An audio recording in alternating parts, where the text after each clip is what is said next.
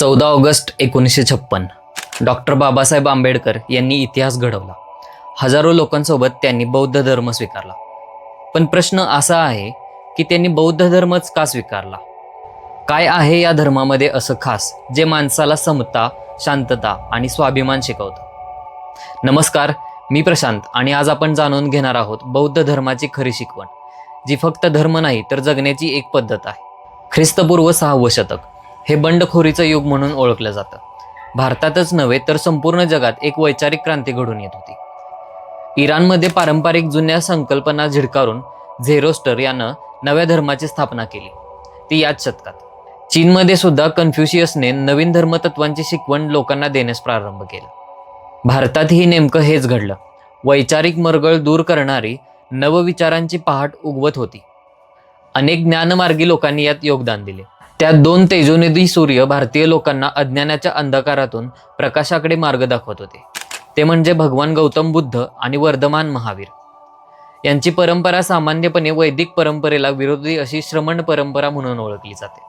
भारतात या वैचारिक चळवळी का निर्माण झाल्या असाव्यात? या वेळेपर्यंत वैदिक तत्वज्ञानाचा मूळ गाभा बाजूला राहून धर्म म्हणजे अत्यंत खर्चिक यज्ञ समारंभ असं त्याला रूप आलं. यज्ञातले पशुबळी आणि कदाचित नरबळी यामुळे सामान्य माणसं प्रतिकूल बनली. सर्व धर्मग्रंथ संस्कृतमध्ये आणि तिन्ही वर्गाच्या लोकांना वेदाध्ययनाचा अधिकार असला तरी वेद आणि संस्कृत मुख्यतः ब्राह्मण शिकणार. शूद्रांना तर शिक्षणाचा अधिकार नाही. त्यामुळे धर्म हा सामान्य माणसापासून दूर जाऊ लागला. लोकांना धर्माचे ठेकेदार पुरोहित यांच्याबद्दल तिरस्कार वाटू लागला. अशा प्रकारची पुरोहित वर्गाची निराशदारी जगातल्या अनेक संस्कृतींमध्ये दिसते. त्यामुळे भलत्याच गोष्टींना अतोनात महत्त्व येऊ लागलं. उदाहरणार्थ, कोणतंही काम यशस्वी होण्यासाठी मंत्रजप करणं यात भोळ्या लोकांची निराशा होऊ लागली. त्यात वर्ण आणि जाती व्यवस्था अतिशय कडक होऊन समाजातल्या तळागाळातल्या लोकांची परिस्थिती फारच वाईट होऊ लागली. याचवेळी अनेक पंथ निर्माण होऊ लागले.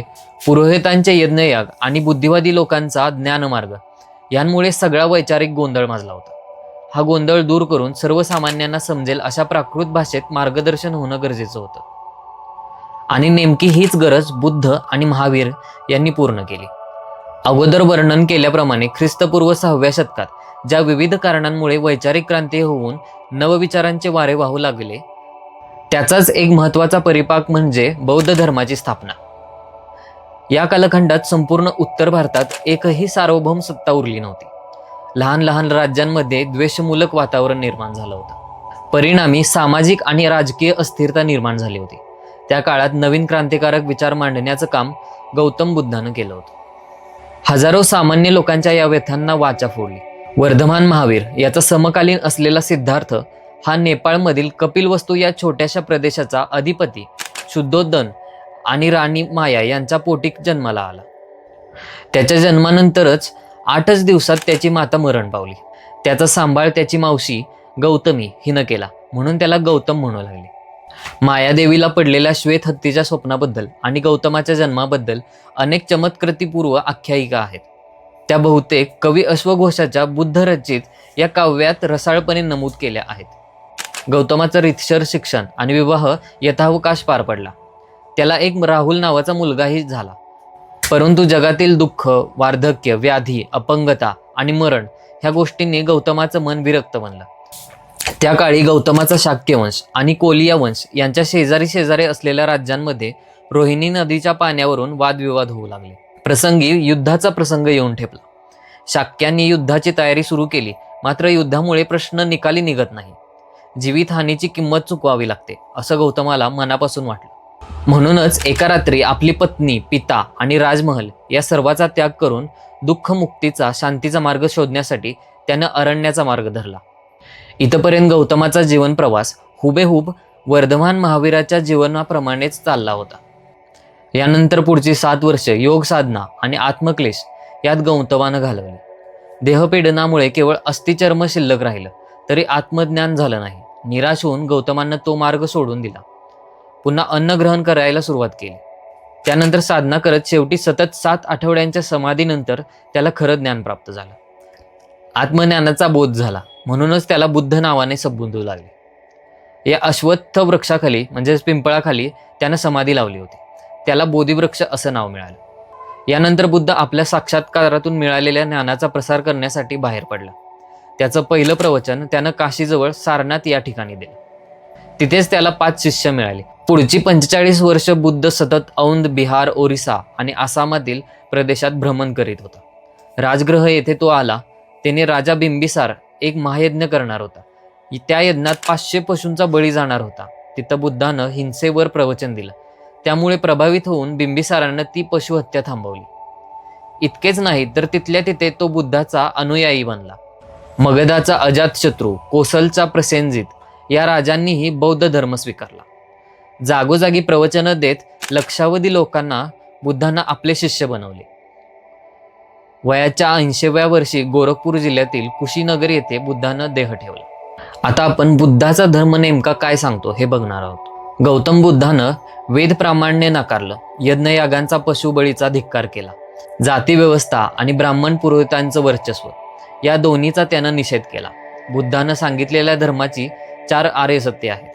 ते म्हणजे सर्व प्राणीमात्रांना दुःखाचा अनुभव येतो. ते दुःख विशिष्ट कारणाने म्हणजेच तृष्णेमुळे किंवा आसक्तीमुळे उत्पन्न होतं. त्या दुःखाचा समूळ नाश करता येतो. त्यासाठी पुढील 8 गोष्टी केल्या पाहिजेत. हाच अष्टांग मार्ग. त्यामध्ये येते सम्यक दृष्टी, जी गोष्ट जशी आहे तशी वास्तव रूपात पाहणे. 2 म्हणजे सम्यक संकल्प, म्हणजेच योग्य निर्धार आणि विचार. 3 आहे सम्यक वाचा, म्हणजेच करुणा व सत्यपूर्ण वाचा ठेवण्याचा प्रयत्न करणे. 4 सम्यक कर्मांत, उत्तम कर्म म्हणजे योग्य तेवढीच कृत्य करणं. सम्यक आजीविका, वाईट मार्गाने आपली उपजीविका न करता ती सन्मार्गानेच करणं. 6 नंबरला आहे सम्यक व्यायाम, म्हणजेच मनात वाईट विचार निर्माण झाल्यास त्याचा त्वरित नाश करणे, सुविचार उत्पन्न होतील असा प्रयत्न करणे.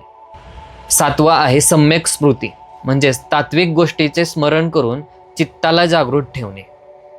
8 नंबरला आहे सम्यक समाधी, कोणत्याही वाईट विचारांना स्पर्श न होऊ देता दृष्ट प्रवृत्तींपासून मन अलग ठेवून चित्त प्रसन्न आणि शांत ठेवणं.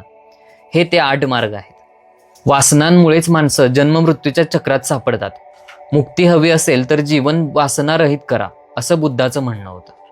माणसानं सच्छील असावं, मादक पदार्थांचं सेवन करू नये, हिंसा आणि चोरी करू नये, सदा सत्य बोलावं, कनक आणि कांता यांचा मोह सोडावा, अशी बुद्धाची शिकवण होती. या मार्गाने गेल्यास जीवनामध्ये शुद्धता येते, मन आणि आचार निर्मळ बनतात. अनेक जन्म असे शुद्धाचरणात घालवले तर जी निष्पाप स्थिती येते तिला निर्वाण असे म्हणतात. तर मित्रांनो, ही आहे गौतम बुद्धाच्या बुद्ध धर्माची खरी शिकवण. मित्रांनो, ही माहिती आपल्याला कशी वाटली ते कमेंट करून नक्की सांगा. व्हिडिओ आवडल्यास नक्की लाईक करा आणि आपल्या मित्रांबरोबर जास्तीत जास्त शेअर करा. आणि असेच नवनवीन व्हिडिओ पाहण्यासाठी चॅनेलला नक्की सबस्क्राईब करा. धन्यवाद. भेटूया पुढच्या व्हिडिओमध्ये.